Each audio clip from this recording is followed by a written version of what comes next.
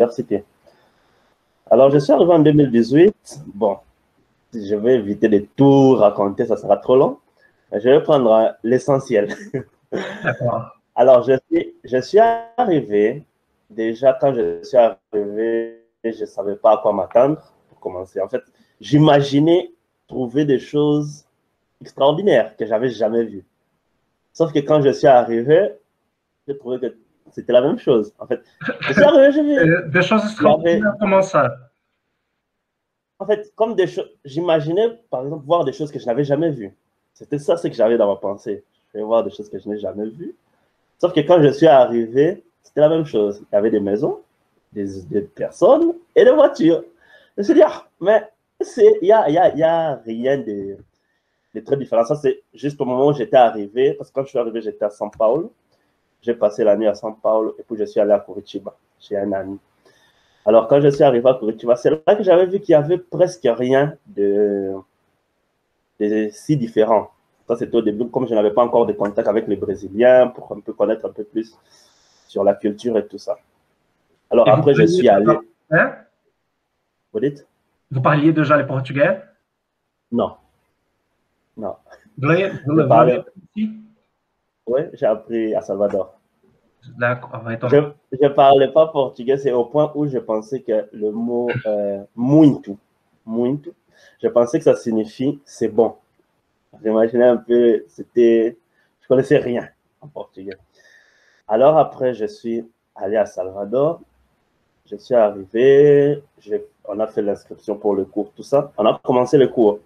C'est là que j'ai commencé à trouver quand même assez intéressant. Déjà, Salvador, la ville, la température, c'est presque la même chose que chez moi. Donc, de ce côté-là, c'était assez tranquille, assez calme. Et puis, comment je peux dire, la manière d'être des gens, la façon dont les relations qu'ils ont entre eux, j'avais trouvé ça très intéressant. Ça ressemblait beaucoup à ce qu'il y a chez moi, sauf qu'il y avait certaines différences. Par exemple, une chose que j'avais remarqué, qui m'avait beaucoup étonné, c'est que quand les gens se rencontrent, même des hommes, ils se faisaient un câlin. Je me suis dit, ah, pourquoi, pourquoi ils se font un câlin? J'ai trouvé ça assez différent, parce que chez moi, on se serre la main et puis on se fait des câlins aux gens avec qui on est habitué, quoi. Mais à Salvador, j'ai constaté que je peux être avec un ami, il rencontre quelqu'un qu'il connaît, la personne va lui faire un câlin, et il va me faire aussi un câlin, même si on ne se connaît pas. Je dis, mais pourquoi? Bon, ça, j'ai continué on à... n'explique pas. Ouais, on n'explique pas. J'ai continué à vivre, à observer, parce que je suis quelqu'un qui observe beaucoup. J'aime observer beaucoup le comportement humain, tout ce qui a trait à la psychologie, tout ça. Bien que je n'étudie pas ça, mais j'aime beaucoup. J'aime observer, expérimenter ça. Alors, c'est comme ça que j'avais commencé à observer. Et il y a des choses qui m'ont marqué. Par exemple, une chose qui, jusqu'aujourd'hui, m'a beaucoup marqué, c'est la manière dont les Brésiliens comment je peux dire ça en français? La manière dont je ne sais pas s'il faut dire ils conçoivent la vie ou la manière dont ils marchent dans leur vie. Ils sont plus tranquilles que moi. Pourquoi j'ai dit ça? Par exemple, quand je cours, quand le professeur donne un travail à faire, je remarque que moi, je suis vraiment stressé. Quand il faut faire le travail, je suis stressé. Quand il n'y a plus de temps, il faut déjà envoyer le travail au professeur, je suis stressé. Et là, ça m'avait étonné, c'est quand j'appelle des amis, ou bien j'écris sur WhatsApp, je dis, oh, ce travail ici, je n'arrive pas à finir, vous avez déjà fini. Je rencontre quelqu'un qui me dit, moi, je n'ai même pas commencé. Sauf que quand il me dit ça, il est calme. Je dis, comment il fait? À Salvador. Non, ça, c'est déjà ici. Mais même à Parce que Salvador aussi, j'avais remarqué ça, oui. parce que si les gens me semblent stressés, vraiment stressés. Ah non, moi, je trouvais qu'ils sont tranquilles. Disons, les gens avec qui j'étudie, ils sont vraiment relax, complètement relax. On fait des travaux, moi, je stresse, mais ils sont calmes. Ils me disent, non, c'est pas un problème, on va expliquer au prof. En fait, comme chez moi, dans mon pays, les professeurs et les étudiants, on n'a pas cette approximation qu'il y a ici. Le professeur, il est là comme le chef. Vous, les étudiants, vous êtes là, vous êtes venus apprendre. Alors, quand elles me disent qu'on va expliquer au professeur, pour moi, dans ma tête, ça n'entre pas. On va expliquer quoi? Il n'y a rien à expliquer. On doit faire le travail. Alors, ça, c'est une chose qui m'avait marqué déjà dès le départ, quand j'ai observé comment les gens se comportaient dans la ville. Et j'ai remarqué que ça s'est introduit même dans la langue, même dans le portugais. Il y a certaines choses qui se disent, comment je peux dire, en portugais qui, en français, ça marche pas. Ça pas, je sais pas, c'est pas logique. En Comment ça? français, ça va. Oui, il y a une façon de dire, je peux prendre l'exemple de quoi.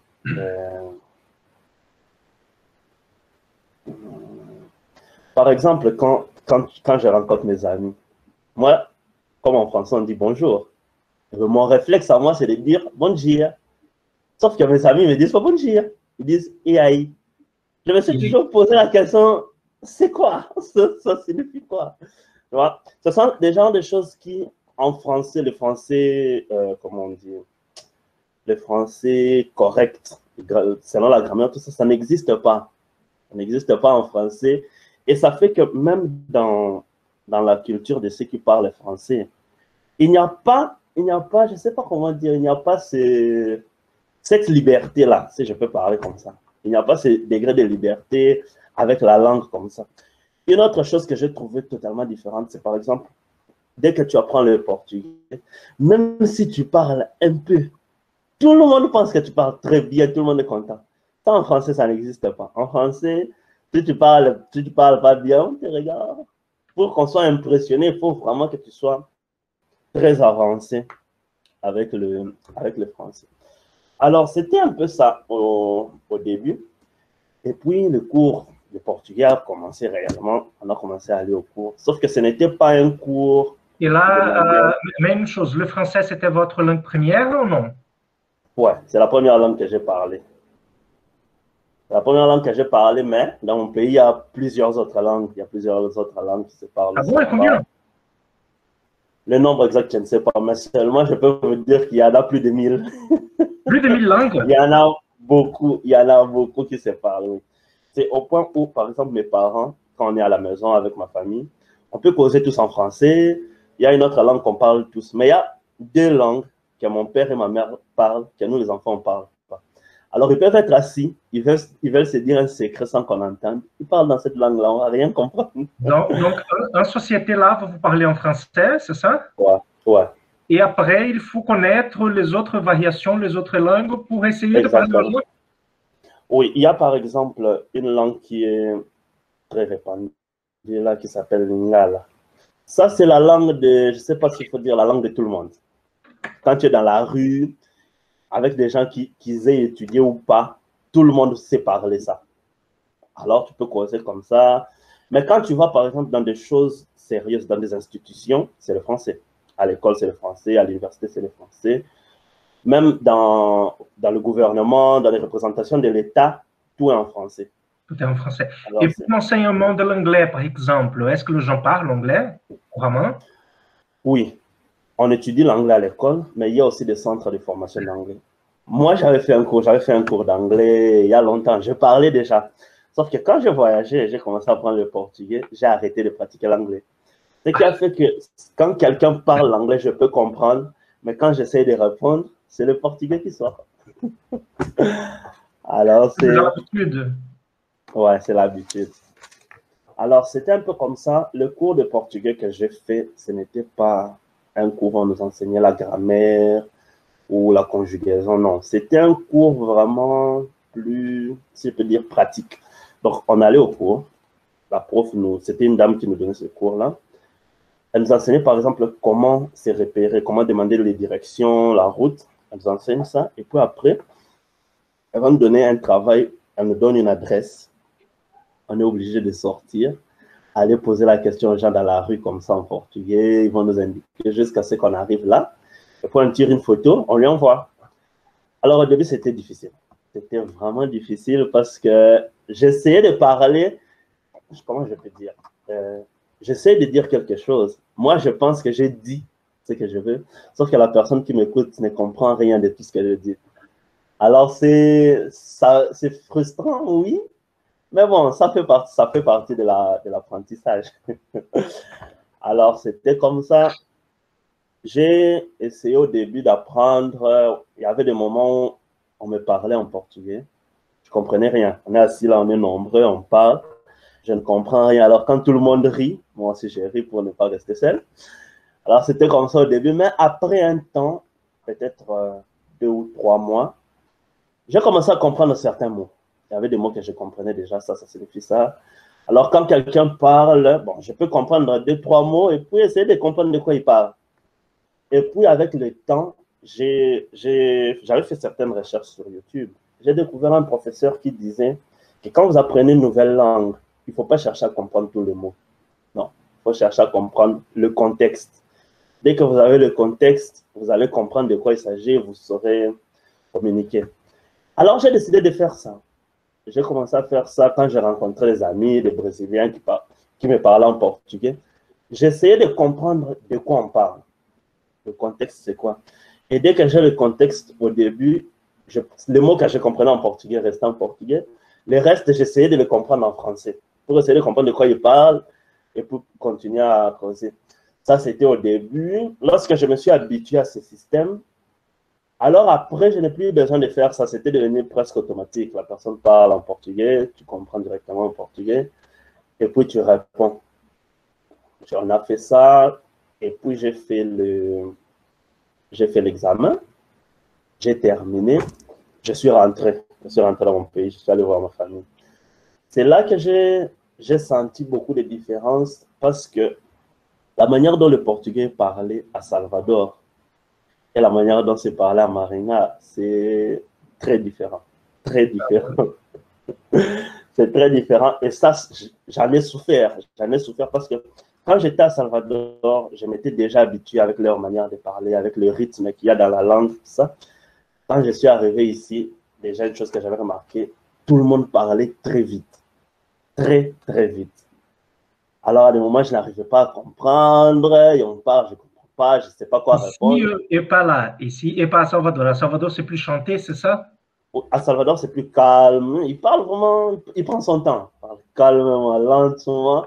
Tu as le temps d'analyser tout ce qu'il dit, de comprendre, de pouvoir répondre. Alors qu'ici, c'est Dire pas ça. les choses un peu comme ça. Voilà. Et on commence à expliquer qu'il y a quelqu'un. C'était vraiment ça. Quand je suis arrivé ici, ça a été dur. Ça a été vraiment dur.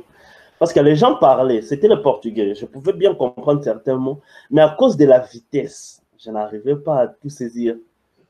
Alors, il y a des fois où j'ai raconté des mensonges juste parce que je ne comprenais pas. Tu poses une question, tu as la réponse, mais tu ne sais pas comment lui dire ça en portugais. Tu dis quelque chose qui se rapproche de ça pour qu'ils comprennent quand même, on continue. Alors, c'était comme ça au début. J'ai débuté le cours ici à l'université de Maringa ici. Donc, ça a été... Vous êtes venu à Maringa en 2020, c'est ça? Non, en 2019. En février 2019. Donc, vous avez pris l'université à la normalité? Oui, parce que aussi, avant de venir au Brésil, j'avais déjà fait l'université chez moi. J'avais déjà fait 3 ans d'économie. Là, quand vous faites 3 ans d'économie, il y a déjà un diplôme qu'on vous donne. Et pour vous ajouter 2 années, ce qui est l'équivalent de la graduation ici au Brésil. Les 4 ans qu'on fait ici, là, chez moi, on fait 5 ans. Alors, on a un diplôme équivalent. Moi, j'avais fait les 3 premières années. J'ai eu le diplôme et c'est là que j'ai trouvé l'opportunité avec l'ambassade de venir ici. Alors, j'ai décidé d'arrêter, venir étudier ici, et peut-être après reprendre l'économie parce que j'aime aussi ça. Alors, c'était comme ça. Je suis allé à l'université. C'est là que j'ai commencé à voir que c'était autre chose. Dans mon pays, par exemple, on étudie, on fait le semestre, on étudie sans interrogation. On étudie peut-être jusqu'à la fin du semestre. Et alors, le professeur, il y a un temps que l'université prévoit pour les interrogations, les examens, tout ça. Alors là, le professeur va venir donner un examen sur toute la matière. Et on se prépare comme ça, on vient, on fait. Quand je suis arrivé ici, la première difficulté, c'était que ici, vous étudiez, disons, un mois et demi, il y a déjà une interrogation. Et ça m'obligeait à étudier chaque jour, chose que je ne faisais pas chez moi. Chez moi, je pouvais programmer les choses. Comme je sais que tous les examens sont à la fin, je me dis en ce moment, je vais étudier tel cours. Quand je finis, je prends celui-ci, je prends celui-ci. Alors, au début, c'était dur. C'était vraiment dur. J'allais au cours. Bon, les professeurs, quand eux donnaient cours, j'arrivais quand même à comprendre parce que les professeurs, c'était assez tranquille. Mais quand il fallait causer avec les autres étudiants, là, ça ne marchait pas. Ça ne marchait pas. Ils parlaient. Je reste calme, j'observe, je ne dis rien, les autres causent. Je suis là calme. Même si j'ai quelque chose à dire, bon, je me sentais un peu. J'avais un peu peur aussi, non? Je me dis non, je ne vais pas, je vais pas prendre le risque d'essayer. Alors, j'ai fait le premier semestre. Ça a été dur aussi parce que l'autre chose que j'ai remarqué qui était totalement différente de Salvador ici, c'est qu'ici, à Maringa, les gens sont, comment je peux dire, introvertis, un peu fermés. Donc, si vous ne les approchez pas pour parler, ils ne diront rien. Et ça, pour moi, c'était très dur parce que dans mon pays, c'est pas comme ça. Dans mon pays, vous pouvez par exemple aller à l'arrêt des bus. Vous êtes là à l'arrêt des bus, quelqu'un arrive, il ne vous connaît pas, il vous salue, et puis il commence à vous parler de la politique, de ce qui se passe en politique. Vous discutez comme si vous vous connaissez, vous discutez, et puis quand le bus arrive, vous prenez votre bus, vous partez. Chacun va faire ses affaires sans problème. Alors qu'ici, par exemple, là où j'habite, quand je sortais, il y a les gardiens qui travaillent à la porte, que j'ai salué. Sauf que quand je les salué, j'ai dit bonjour, reste là, il me regarde. C'est comme s'il se demande pourquoi tu me dis bonjour, qu'est-ce qu'il y a? Et ça, moi, j'ai trouvé ça assez bizarre. Je me dis, mais pourquoi je ne peux pas te dire bonjour? C'est pas un problème. Et j'ai trouvé ça assez bizarre. Alors, je me suis dit, bon, moi, je suis comme ça. Je ne veux pas changer. Je vais rester comme ça. Je vais continuer à les saluer. Et ils vont s'habituer à avoir quelqu'un qui les salue chaque jour. Et puis, ils vont commencer à me raconter. J'ai fait ça comme ça pendant peut-être 1 mois ou 2 mois. Et puis, ils se sont habitués. Ils se sont habitués. Maintenant, à des moments, quand je passe, c'est eux qui me saluent. Je les salue. De ce côté-là, ça a marché comme ça, c'est passé. Maintenant, à l'université, j'en ai souffert parce que au premier semestre, je m'étais dit, bon, je suis nouveau, je ne connais personne, je ne vais pas me précipiter, je vais attendre un peu, et puis j'aurai des amis. Sauf que je suis resté calme, j'attendais que quelqu'un puisse m'aborder, qu'on puisse parler, on fait connaissance et tout. J'ai passé le semestre entier seul. Seul, je faisais tout. Personne n'a pris l'initiative de venir me parler, m'aborder. Personne. J'ai passé le premier semestre seul, jusqu'à vers la fin du premier semestre. Alors, je me suis dit, comme dans cette ville, c'est de cette manière qu'on vit, personne ne s'occupe de personne, eh bien, moi aussi, je vais vivre comme ça. Alors, quand j'ai pris la décision de faire ça, il y a un ami à moi, aujourd'hui, on est vraiment amis. Comme ça, je n'avais pas compris pourquoi. Il est venu là commencer à me parler. Bon, moi, de mon côté, j'avais déjà décidé de me fermer. J'ai essayé de le repousser. Il est venu me dire, allons jouer au basket. Je lui ai dit, non, je ne joue pas au basket. Allons faire ceci. Puis je me suis rendu compte, mais en fait, ce gars, il a vraiment envie d'être mon ami. Alors, je dis, OK, avec lui, je serai ami. Alors, on a décidé de commencer à être amis. Quand le professeur donne certains travaux à faire en groupe, on a commencé à faire ça ensemble. Comme ça. Et c'est lui qui m'a beaucoup aidé, même pour, comment je peux dire, me sentir un peu plus en sécurité en parlant portugais à Maringa. Parce que lui, même quand je parlais, quand je commettais des erreurs, il était patient. Je ne sais pas comment il fait, mais c'est quelque chose que j'aime chez lui. Je peux être en train de parler, essayer de trouver un mot en portugais, même pendant longtemps. Il est là, il n'est pas pressé. Il est calme, il attend que je trouve le mot et que je dise. Alors, c'est comme ça que on a fini le semestre ensemble. Et quand j'ai commencé le second semestre, alors, je crois que les autres étudiants aussi ont remarqué qu'il était déjà mon ami, je parlais avec lui. C'est à ce moment-là que les autres aussi ont commencé à causer avec moi, à parler, à chercher à me connaître un peu plus. Alors, c'est comme ça que j'ai connu certains autres amis avec qui parfois on fait des travaux, on cause quand même un peu bien. Donc, c'était basiquement c'est ça. Donc, les grandes différences que j'ai remarquées ici. À part ça, bon, quoi d'autre? L'habillement. L'habillement, c'est totalement différent. Disons, c'est que chez moi, on appelle bien s'habiller. Non, c'est qu'ici, on appelle bien s'habiller. Chez moi, c'est la manière dont on s'habille pour rester à la maison, aller ici, ne pas aller dans un endroit très sérieux. Ah bon? Oui, comme à l'université. Dans mon pays, à l'université... On est plus à l'aise, c'est ça? Exactement, exactement. À l'université, chez moi, vous ne pouvez pas aller à l'université avec les babouches. Vous connaissez les babouches, non? Les sandales. Vous ne pouvez pas aller avec ça. Parce que dès que vous arrivez à l'entrée, il y a la garde universitaire là, qui est là, qui ne va pas vous laisser entrer. Ils vont vous dire non, vous ne pouvez pas entrer comme ça. Alors, quand vous me parlez, on a eu un grand problème parce que il y a, je ne sais pas, 3 ans, 4 ans, ça s'est passé à Mahinga. On a eu un problème avec une femme elle est allée à l'université avec une robe très collante. Et donc, toute l'université s'est arrêtée pour voir ça. Mais en général, on est vraiment à l'aise. Chez moi, ce n'est pas comme ça. C'est totalement différent. Moi, de cette manière-là, vous n'entrez pas. Quand j'ai commencé le cours ici, j'ai vu tout le monde en babouche. Et j'ai dit, ah, d'accord. Moi, au début, je mettais des baskets. J'allais comme ça. Je mets une chemise, je mets des baskets, je vais. Sauf que j'ai vu des amis qui venaient avec certains habits qu'ils mettaient. Pour moi, c'était des pyjamas pour dormir. Mais vous voyez, on étudie dans un bois, non? Vous dites? On étudie dans un bois. Comment ça? Ah, il y a plein d'arbres, il y a des jardins là, donc c'est un bois. Ouais. Ça laisse plus à l'aise. Ouais, c'est ça aussi. Alors, quand j'ai vu ça, je me suis dit, eh bien, je ne vais pas chercher à être différent. Je vais passer inaperçu. J'ai commencé aussi à faire de la même manière. J'ai commencé à aller à l'université en babouche, tranquillement. D'ailleurs, j'ai commencé même à aimer ça. Au lieu de se compliquer, à chercher beaucoup d'histoires compliquées à mettre, je mets mes babouches, je vais tranquillement. Ça, c'était une chose qui m'avait vraiment étonné. Même quand j'ai raconté ça à certains amis, ils étaient étonnés, ils étaient très étonnés.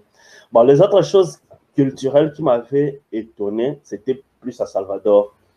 Par exemple, la manière dont les femmes s'habillent avec les shorts. Bon, dans mon pays, c'est vrai qu'il y a des femmes qui mettent ça, mais ce n'est pas, comment je peux dire, ce n'est pas aussi fréquent qu'ici. À Salvador, par exemple, disons, personne n'est choqué par ça. Tout le monde trouve que c'est normal. Et quand moi je suis arrivé, au début, c'était choquant. Je me demandais, mais pourquoi les gens s'habillent comme ça? Sauf que la professeure de portugais qu'on avait, nous expliquait les choses. Nous disait, non, ici c'est comme ça. Et on en parlait, on prenait le temps d'en parler dans le cours, on nous posait des questions. Qu'est-ce que vous trouvez de différent? On disait, voilà, il y a ça, il y a ça. Mais non, ici c'est comme ça, il ne faut pas trouver ça bizarre. C'est comme ça que j'ai fini par m'habituer. Je me suis dit, bon, de toutes les façons, on est tous humains. Chacun a sa vie, chacun a sa conception des choses. Eh bien, moi, je sais que je vais faire, je vais vivre ma vie à ma manière. Je vais laisser aussi les autres vivre leur vie. Je ne vais pas me mettre à juger ou condamner qui que ce soit. Non, chacun va vivre sa vie. Et c'est comme ça que j'ai fini par m'adapter à vivre ici. J'ai fini par m'adapter au point que j'ai commencé à perdre même le français. À un moment, je cause avec mon père. On causait sur les affaires des banques, comme on fait, comme en portugais, on dit parcellar, avec la carte de crédit. Sauf que je causais, j'essayais de lui expliquer comment ça marchait. Et là, je n'arrivais pas à trouver le mot pour expliquer parcellar. Alors, j'ai pris le mot parcellar, j'ai essayé de le mettre en français, je lui ai dit parceller. Sauf que parceller existe en français, mais ce n'est pas utilisé dans le contexte des banques. C'est utilisé dans d'autres contextes. Quand je lui ai dit ça, il a compris, il a dit, tu commences à faire le français. Et là, il m'a dit le mot qu'il fallait, j'ai même oublié, c'était comment il m'avait, en ce moment-là, il m'avait dit, non, on ne dit pas ça, on dit ça. Donc, c'était un peu comme ça. C'était un peu ça, les grandes différences que j'ai trouvées. Bon, si on va dans le contexte de la langue elle-même, le portugais, il y a des grandes différences, oui. Il y a certains principes qui sont respectés en français, qui en portugais, non. Par exemple, les pronoms. En portugais, quand on parle, on fait disparaître les pronoms. Ça ne pose pas de problème. C'est une chose que je trouve super. Ça facilite la tâche, ça simplifie la vie. On parle sans pronom et ça marche. Sauf qu'en français, ça ne se fait pas. Vous ne pouvez pas, jamais vous n'enlevez un pronom, vous le faites disparaître. Non, vous devez toujours l'utiliser. Et puis, une autre chose que j'ai trouvé un peu plus facile en portugais, déjà la conjugaison. La conjugaison en portugais, on a la première personne, la deuxième personne et la troisième, c'est presque la même chose. Donc, on a le pluriel. Ça réduit le nombre de choses à retenir. Sauf qu'en français, non. On a environ 6 ou 7 choses qu'on a à retenir à tout moment. Hein. Alors, j'avais trouvé qu'en portugais, c'était plus facile. Même les accents. Les accents en portugais, je n'ai jamais trouvé un mot où il y a 2 accents dans le même mot. En portugais, je ne sais pas si c'est... Ah bon, c'est que c'est pas beaucoup utilisé alors. Non, mais je n'ai jamais. Mais en français, il y a 3, 4. En français, il y en a. Non, 4. 4, c'est le plus que j'ai déjà vu. Alors, en français, c'est beaucoup plus compliqué. Je trouve ça assez comment je peux dire en français. Je vais dire ça en portugais, assez chatte. Tous ces accents qu'on va mettre ensemble. Alors, en portugais, c'était un peu plus simple de parler. Et comme il y a plusieurs mots qui se ressemblent, alors ça a été assez simple pour moi. Donc, c'était basiquement ça. D'accord. Gente? Eu tenho uma pergunta, Peter. Você falou de Salvador, que as meninas ficam de short e tal, mas no Congo faz bem mais calor, não, em média? Aqui a gente tem essa impressão de que a gente fica mais confortável com a roupa, porque a gente tem o Brasil como um país muito quente. Uhum. Só que no norte, sim, aqui é quente. Por exemplo, em Curitiba. Curitiba não é quente, é frio demais. Curitiba é uma panela. Curitiba não conta, não é Brasil. A gente nem considera como parente.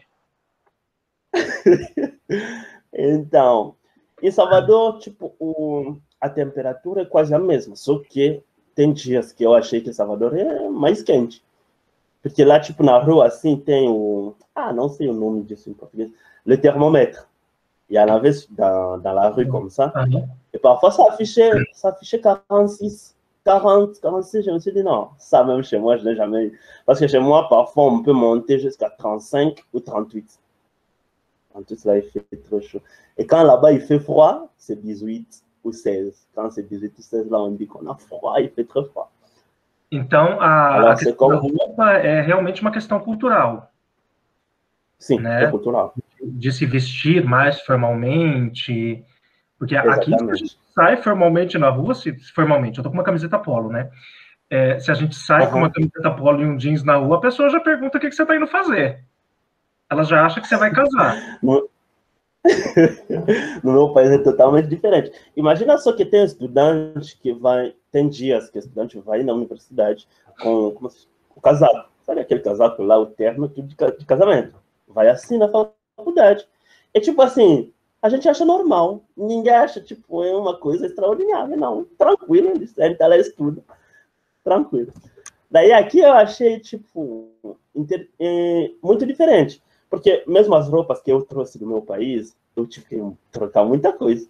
Eu vi que, tipo assim, se eu me vestir dessa forma, eu não vou ficar calma na universidade. Todo mundo vai ficar, tipo assim, olhando o que está acontecendo com o cara, né?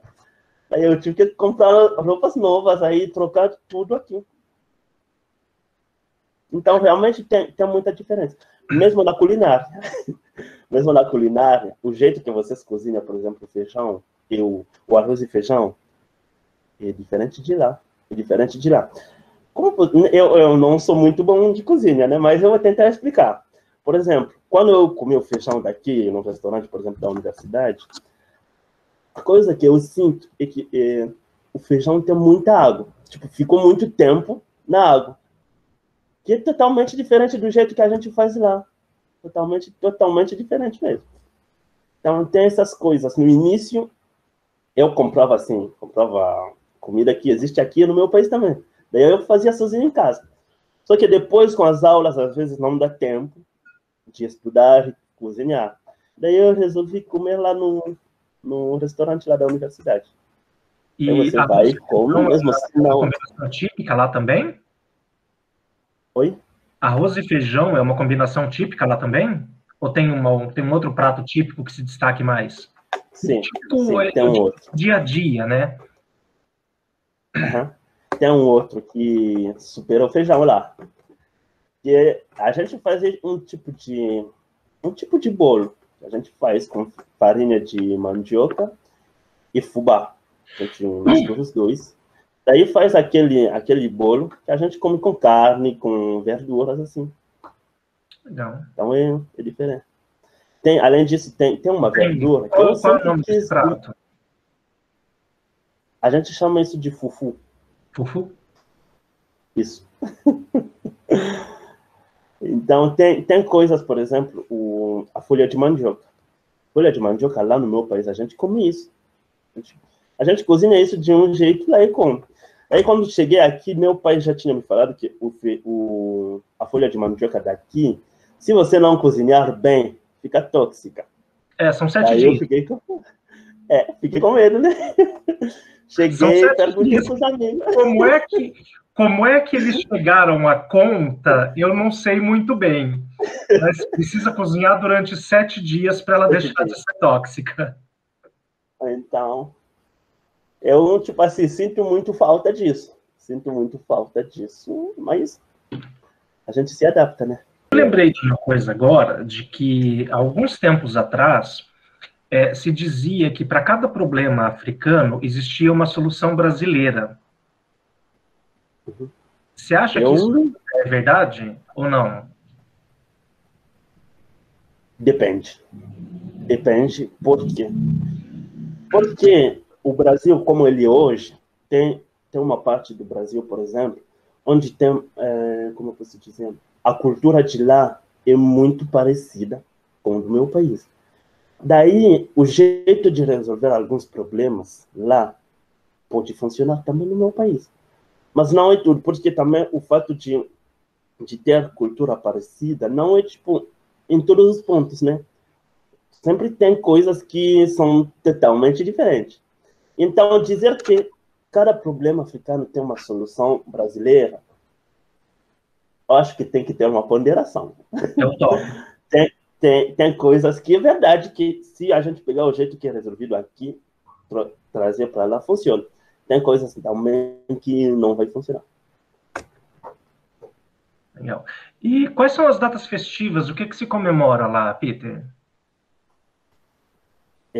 Tem o dia 25 de maio, se eu não me enganar, que tem uma religião lá, no meu país tem uma religião lá, que eles fazem o Natal no dia 25 de maio. Eu acho que é de maio mesmo. Ano, ou não? Oi? São 2 por ano ou é um só? Não, é um só. Aquela igreja faz só em maio. Só que o pessoal também pode fazer em dezembro. Mas, tipo assim, seguindo a regra daquela igreja, é assim, é 25 de maio. Aí eles saem na rua, faz aquela coisa lá com música, andando pela rua. Como no carnaval. Tipo, no carnaval aqui, sai assim. Então tem essa coisa. Além disso, tem um dia da independência, né? Dia 30 de junho. Aí depende do que o presidente lá, como posso dizer? O presidente lê o pessoal lá que trabalha com ele, o que eles vão organizar. Tem dia que faz aquele desfile lá militar, faz isso, funciona também. Tem dias também que não tem nada, só o presidente vai lá fazer um pronunciamento, todo mundo assiste e pronto. Cada um que quiser festejar em casa, faz cada um do jeito dele. Então, além disso, tem aquelas datas internacionais, né? Natal, Ano Novo, isso também tem a mesma coisa. E tem, dependendo de, como posso dizer, do lugar também, como aqui tem, por exemplo, alguns feriados que são da cidade de Maringá. Só da cidade. Tem os outros do estado de Paraná e tem também do Brasil inteiro. Então, lá também tem várias coisas assim.